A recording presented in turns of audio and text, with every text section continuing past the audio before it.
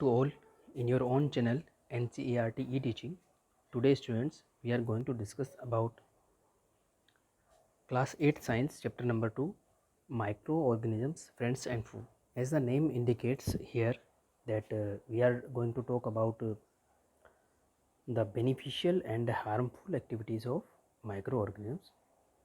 Beneficial activities will come under friend and harmful activities will come under foe. Here you can see some images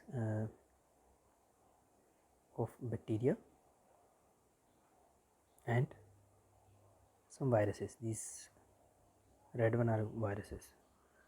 So most of the time when we think about microorganisms and when we talk about microorganisms, bacteria and viruses comes into our mind, but there are other microorganisms also, and all of these vary in shape and size and their behavior, and there is a huge difference between bacteria and viruses. Most of the time we consider them in the same category. So let's start our chapter and see what we are going to learn. First thing, the topics which we are going to discuss are, I have taken these topics from NCERT as it is. These topics comes into 7 headings. These headings are microorganisms. What are those microorganisms and where do they live?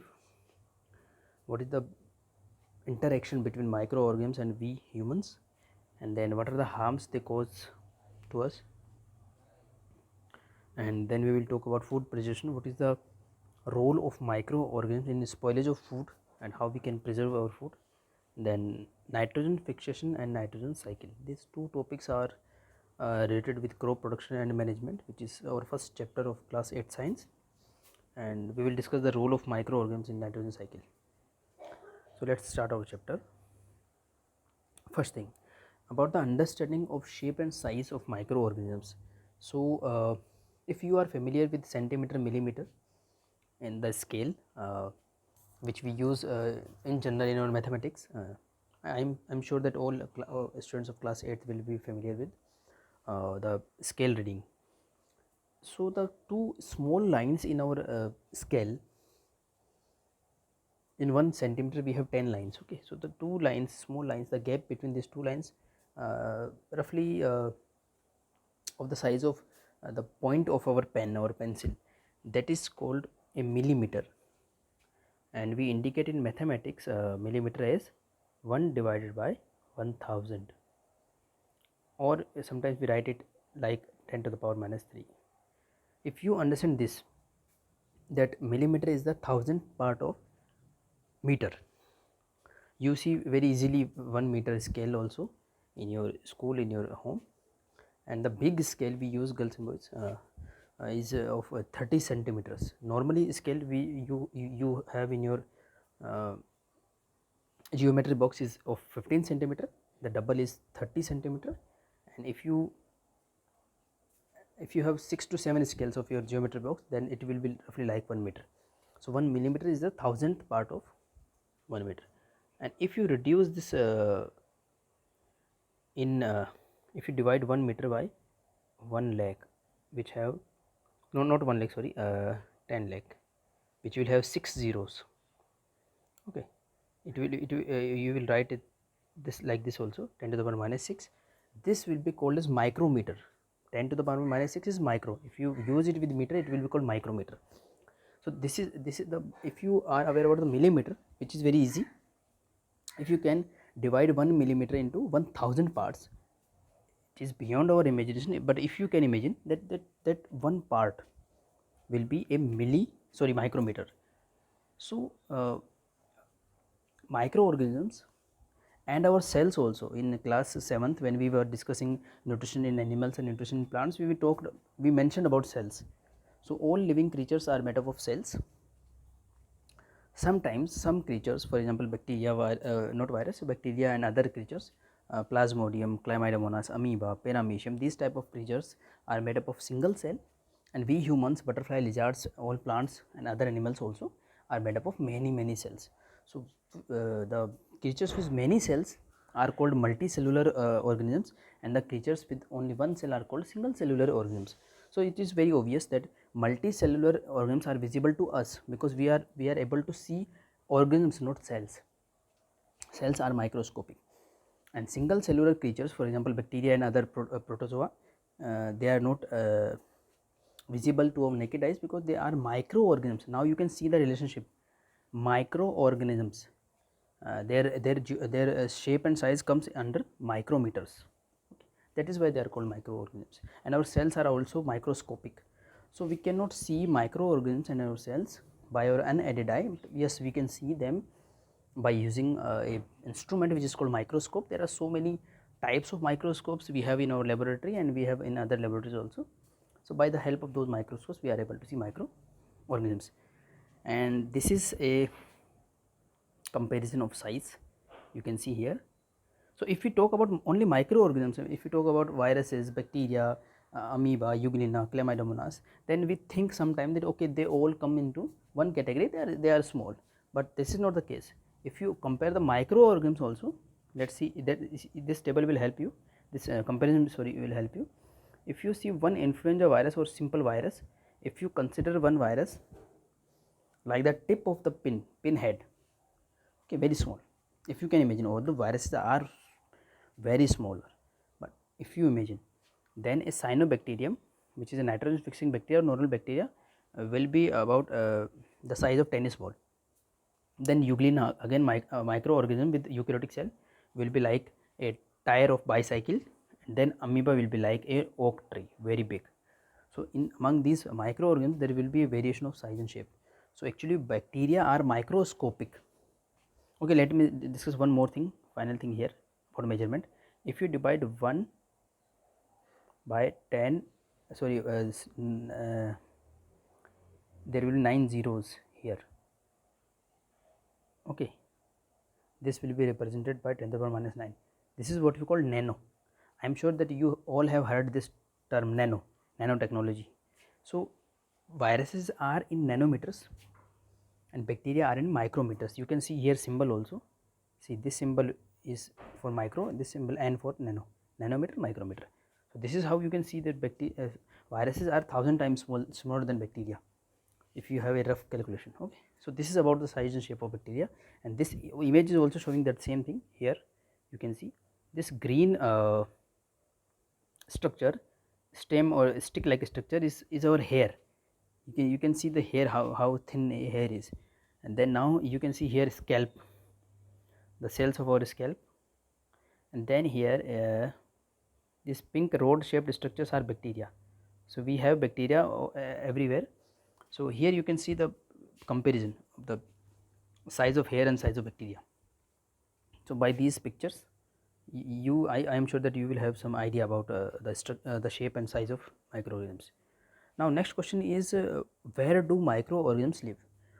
Where we can find microorganisms? The answer is oversimplified, but yes, we can say that microbes can live almost anywhere. What do you mean by anywhere? Every possible place you can imagine, microbes can live there. So there are some places which are very harsh and living organisms cannot live there. For example, this is a water body which is very warm, very hot. You can see the water vapors, and here you can see one water body where there is, you can see the salt.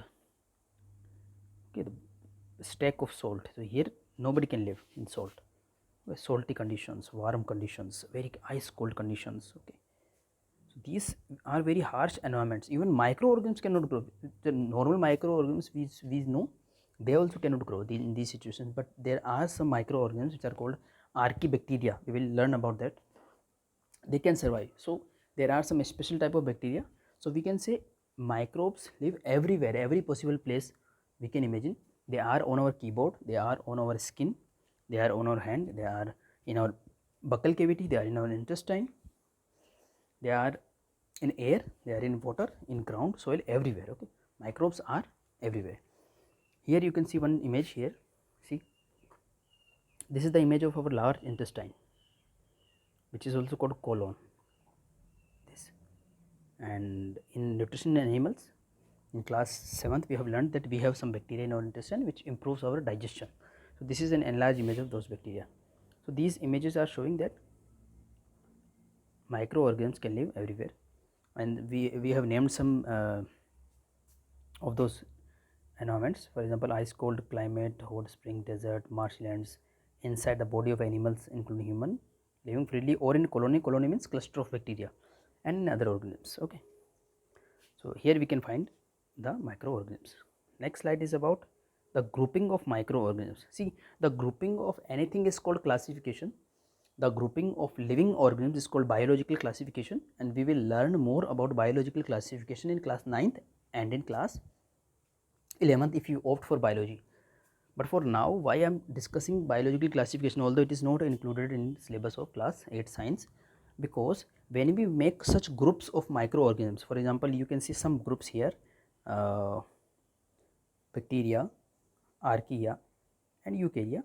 So we have some groups of living organisms or microorganisms, and then subgroups of these groups, and the type of microorganisms which we are going to study in class 8th. So those types are actually the name of such groups. Okay, so these are some big groups of living organisms, and you can see here viruses are placed separate from such groups because there is a reason of that. We will discuss that also, but for now there is no relevance of this grouping. So let's move to next slide. Yes, types of microorganisms. This is what I wanted to discuss, that the type of microorganisms, for example, algae, protozoa, these three are fungi, and then viruses. So these different groups belongs to that biological classification group. That is why I mentioned that. So algae, protozoa and fungi are such some groups from that classification. And viruses, if you see your NCERT textbook, they are placed in the next page of the chapter, because they are somewhat different from living organisms. So we do not place them in the grouping of living organism. So the types of microorganisms, as you can see, are algae, protozoa, fungi and viruses, and there are some examples of these organisms also.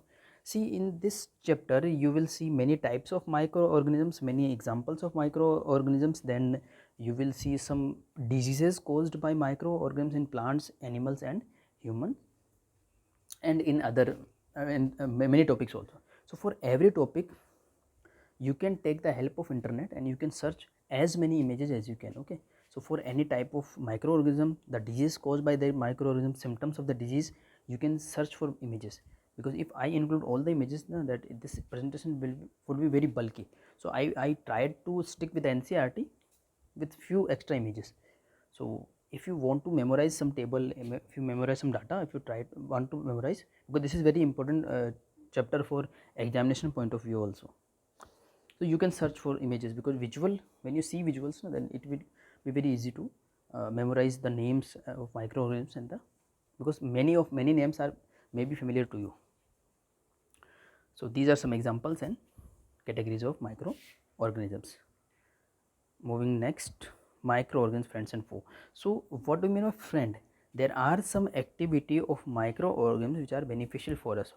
What benefits? See, as we have seen that microorganisms are everywhere. So when they are in soil, they improve the soil for growing of plant and crops. They are present in food materials, and sometimes we use these microorganisms activity for improving our food. For example, we make curd from milk, and we make many milk products and curd products.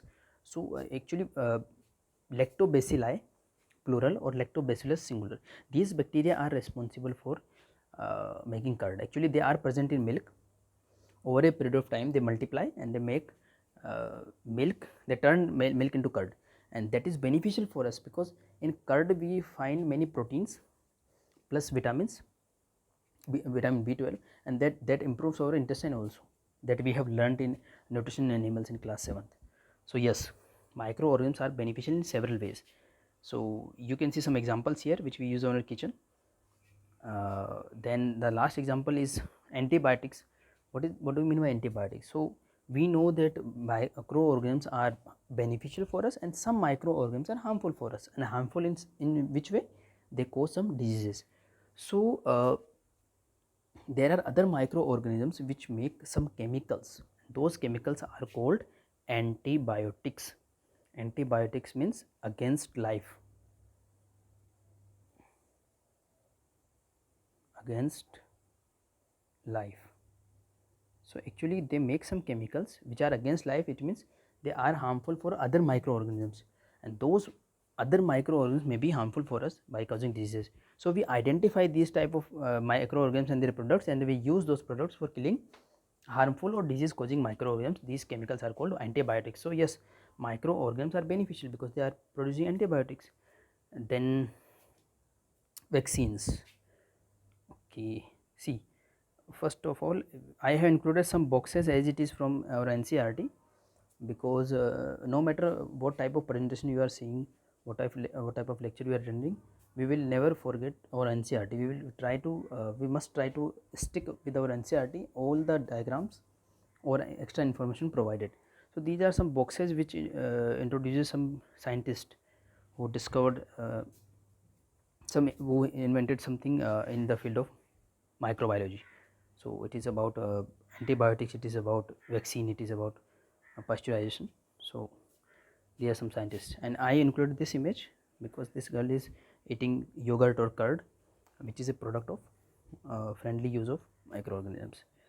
And if we talk about vaccines, okay, vaccines, actually vaccine deserves some special treatment. Why? Because in this period of time when we all are experiencing COVID situation, okay, let's discuss that also. See, we have seen that microorganisms are very small. We are not able to see microorganisms with our unaided eye. They are so small, beyond our imagination. They are very small. So if microorganisms are very small, if cells are very small, then why we are talking all the time about cells and microorganisms, viruses, bacteria and cells? Why we are concerned about them? Because the interaction of those microorganisms and the activities of cells are having spectacular effect in our living world. So what type of activities we see in plants and animals and in our living worlds? These are the result of interaction of cells. We see diseases in plants, animals and humans. These diseases are the result of because of some viruses, some interaction of viruses and bacteria, which are very small. So although they are small, but they have very spectacular effect. That is why it is important to know about their structure, size, shape and their activities, so that we can control them, or if they are beneficial, we can take maximum benefit out of them. That is why they are useful. So if we talk about vaccine, I can give you some idea about vaccine. Let's discuss that. So this is human body, and imagine that there are some harmful microorganisms, which may be bacteria, may be virus, may be fungi. They can enter in our body and they can cause some disease. Okay, this is the very simple or simplified principle. But we are not infected all the time. We are not having any disease. Why? Because our body can identify these bacteria and viruses, and they can make some chemicals which are called antibodies, or there are some proteins produced by some white blood cells. This is how our defense system works. Our body also have a defense system which is called immune system. So this is how our immune system works. And when we got infection for the first time, and if we make antibodies, then the next time, if the same pathogen, I will call it pathogen means disease causal organism, when the same pathogen will attack in the future, it will be destroyed immediately. Why? Because our body already have antibodies for that, and our body have the memory cells, or our body is keeping memory of the previous infections. This is how our body defend ourselves. So how we can make vaccines? One more information, although it is not required for class 8 level, but I will discuss because this is how you can, because nowadays we are talking about vaccines and corona, so it will help you to understand about what do you mean by vaccines. So normally or generally a virus is like this, looking like this. Okay, very oversimplified version I am talking about.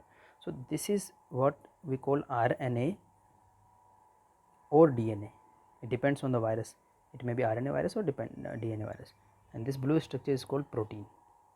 So there are two structures in one a typical virus. Okay, when virus enters in our body, Okay, when virus enters in our body, it injects its DNA or RNA, which is genetic material, and which is the cause of disease. Okay, which is the cause of disease. So this protein is not responsible for disease. This RNA or DNA is responsible for disease. So when this virus enters in our body cells or white blood cells identifies this virus by its shape and makes antibodies against it. So what scientists do, for example, I will show the scientists who first discovered this medicine, vaccine, sorry. So they actually they destroy DNA or RNA and they inject this empty protein in our body. What will happen? See, if they inject this empty protein in our body cells will identify the virus and they will make antibodies. But hence it is not having any RNA or DNA. It is not having any RNA or DNA. So it cannot cause disease.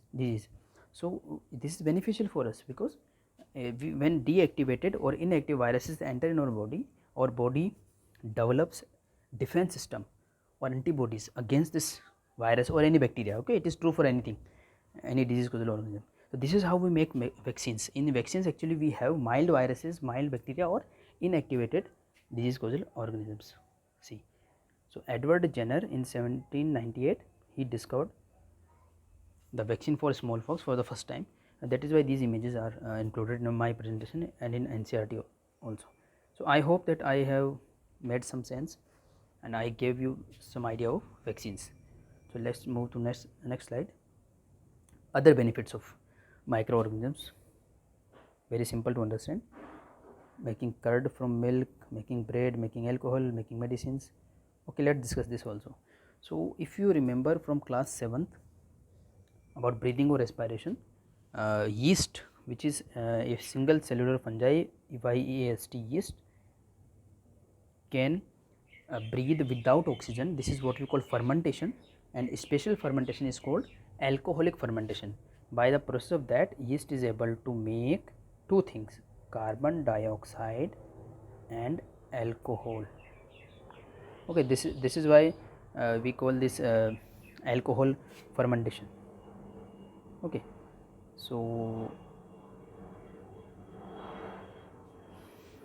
by using yeast powder or by using yeast commercially, what we do, sometimes we use the produced gas which is carbon dioxide, sometimes we use the produced alcohol. Okay, so if we are using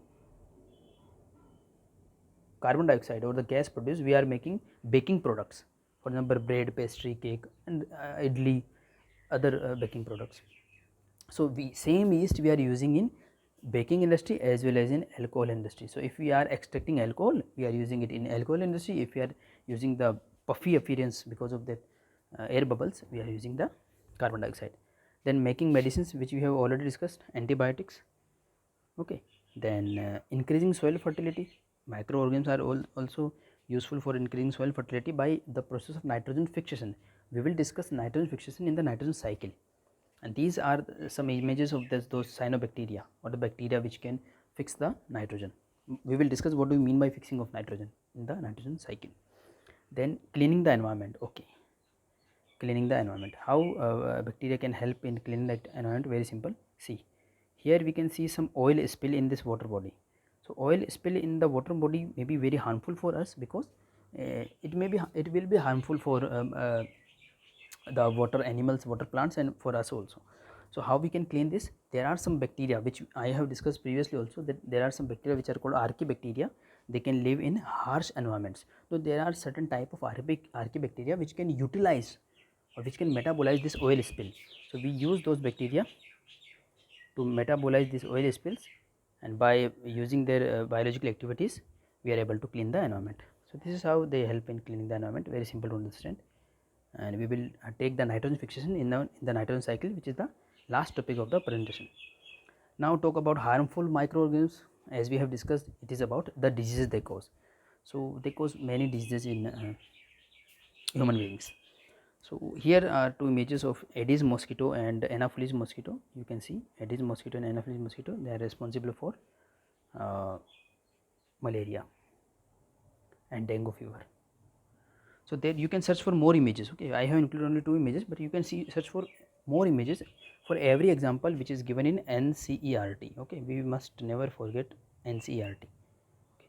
So all the examples and tables which are given in NCERT are very important for examination point of view also. So here are some examples of diseases in humans.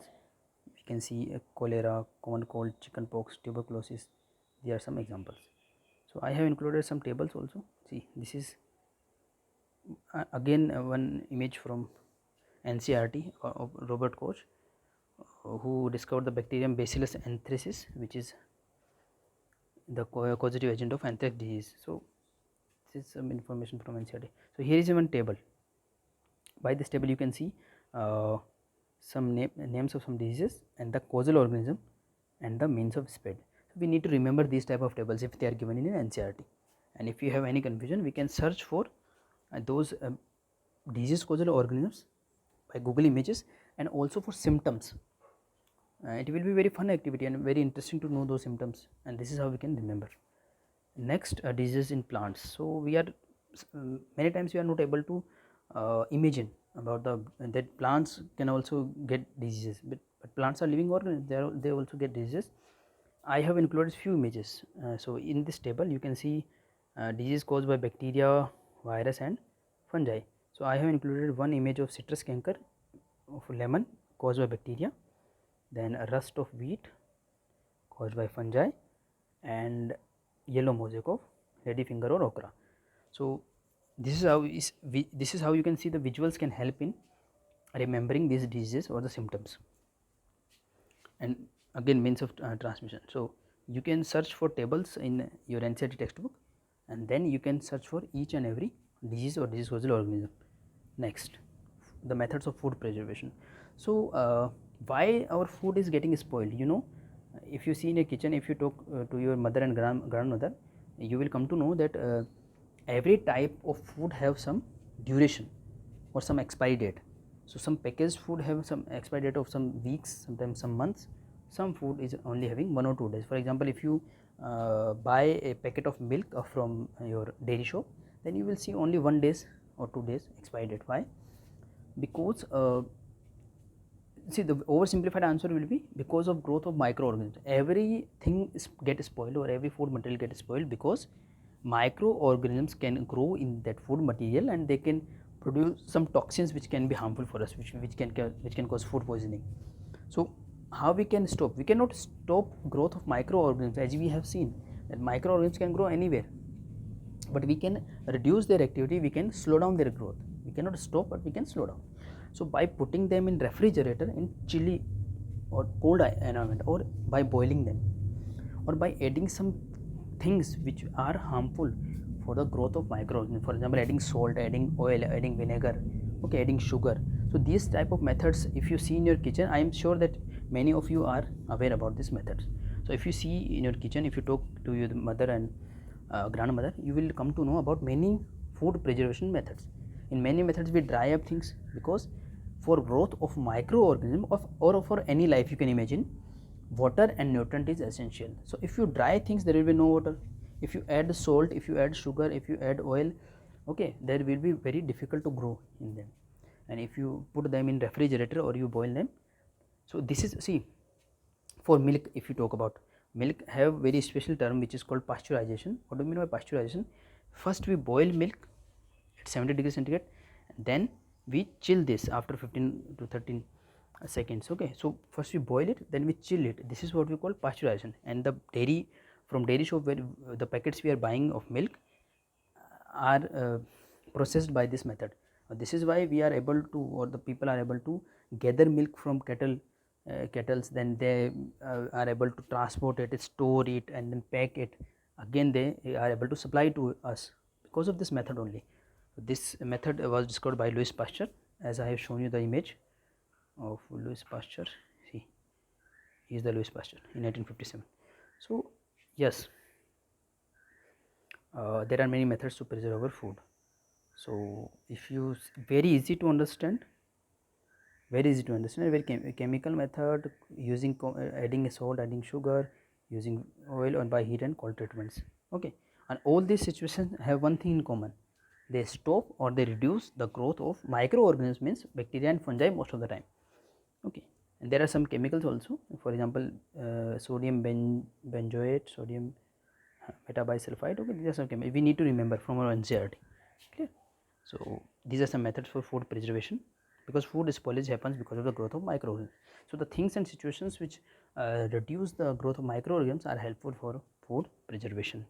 Now let's talk about nitrogen cycle, the final topic of this chapter, nitrogen cycle. So first let's talk about nitrogen. So I'm sure that you have learned about nitrogen gas, which is N2, which is 78% in our environment. You have learned in social science also. So this N2 means 2 atoms of nitrogen. This N2 means molecule of nitrogen. This is our atoms and molecules. So we have nitrogen in air. One more thing, we have carbon dioxide also in air, and we know how we can use carbon dioxide. We all organisms need some elements, for example carbon, hydrogen, oxygen, nitrogen, phosphorus, sulfur, and many more. But there are different ways to use them. We cannot simply breathe carbon dioxide and use it. But opposite is true. We are breathing oxygen and we are exhaling carbon dioxide. We cannot use carbon dioxide, but yes, plants can use carbon dioxide by the process of photosynthesis, by using groundwater and sunlight and chlorophyll. We have learnt in nutrition plants in class 7th. But for nitrogen, plants also cannot use this nitrogen by simply breathing. So how we will use nitrogen? We cannot use nitrogen by breathing. Plants cannot use nitrogen. How we are able to use nitrogen? There are some bacteria which can convert this N2 or nitrogen gas in what? In some chemicals which are called NO2, NO3, NH3. Okay, these are some chemicals which are called nitrate, nitrite, ammonia. Okay, so and plants can use these chemicals from the soil. So plant cannot directly use this nitrogen from the environment N2, but okay, they can use these type of compounds. Who can make this type of compounds? There are certain bacteria. Those bacteria are able to fix this nitrogen into these compounds. This process is called nitrogen fixation, and these bacteria are called nitrogen fixing bacteria. There may be many type of bacteria, maybe symbiotic bacteria, maybe free living bacteria, but those bacteria can fix nitrogen, and then plants can use these nitrogen compounds. Okay, this is what you call nitrogen fixation. And in previous slides we have seen cyanobacteria or nitrogen fixing bacteria. Those are those bacteria who can fix the nitrogen. This is how they help us. So this is the beneficial use of microorganisms. These bacteria are fixing nitrogen for plants, and we are using plants for our food. This is how they are beneficial. Now let's talk about nitrogen cycle. So we have nitrogen in atmosphere. Then there are some events which may be environmental and which may be with the help of microorganisms. So microorganisms, and because of some other activities, we have some nitrogen compounds in soil, and those nitrogen compounds are taken by plants. Then we animals eat plants. Then when we animals and plus plants die, then again those nitrogen compounds are there in soil, and there are some microorganisms which are able to release that nitrogen. So they are converting those compounds so that other plants and other animals can use, and plus they are converting those nitrogen compounds like this, that the nitrogen is releasing again in the atmosphere. So there is a complex set of activities. By these activities, what is happening? Nitrogen is traveling from atmosphere to living organisms to soil, again from soil to living organisms, again from living organisms to soil, again from soil to atmosphere. This cyclic event is called nitrogen cycle. And here you can see some images. One sketch from our NCERT which shows root nodules, but I think that you are not able to see. Let me focus. See these knob like structures, these are called root nodules. What do you mean by root nodules? See, in beans, in gram or pea, chana and matar, if these plants are available to you, if you uproot them, then you will see these structures in their roots, these pinkish or reddish structures. These are called root nodules, and these are nothing but association of plant root plus bacteria. So these associations are very beneficial for plant. Why they are beneficial for plant? Because these bacteria are fixing the nitrogen, or they are making the nitrogen available to these plants. So if you grow beans, that beans do not need nitrogen from soil, because why? Because these bacteria which are present in root nodules, they are called nitrogen fixing bacteria. Example is Rhizobium. They will provide the nitrogen to the plant. And when we will harvest our crop of bean, then also because the soil will be enriched with the nitrogen, and if you grow wheat or any other cereal, then that nitrogen will be available to that cereal also. And if you remember the crop rotation or alternate cropping method from crop production and management, this is the basic principle behind that. So if you see, if you grow wheat or any cereal again and again in the same field, over a period of time there will be depletion of nutrients, or there will be depletion of nitrogen from the soil, and that is why we need fertilizer. Otherwise, if we grow beans, then we grow cereals, then we grow beans, then we grow cereals and vegetables. So this is what we call crop rotation, and this is how we can naturally enrich the soil. So these are some basic principles behind crop rotation, okay, and nitrogen fixation and nitrogen cycle. So I hope that I have made some points clear about this chapter. In my next video, I will try to cover the chapter number 3, synthetic fibers and plastics. So for this chapter, if you have some doubts, then you can comment in the comment box. I will definitely try to answer those questions. Thank you so much for your patient listening. We will meet in the next video.